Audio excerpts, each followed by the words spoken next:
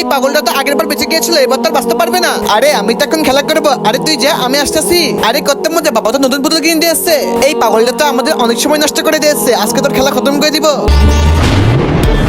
আরে কি হলো, ওই পাগলটা মরেছে নাকি? হ্যাঁ মরে গিয়েছে তো, একদম খতম করে দিয়েছি তো। আরে ইয়ার জলদি করো, ওকে তো বস্তা করে ফেলে আসতে হবে। এই তো হয়ে গিয়েছে, এবার জলদি করে পাগলটাকে বস্তার মধ্যে ভরে ফেল। আবে ওই দেখ শিগুলালা মাওলানা, এই লোহা ভাঙ্গা টিং ভাঙ্গা। আরে এটাকে দেখছি আমার পাগল নারীটা পুতুলে বিক্রি করে দিয়েছে।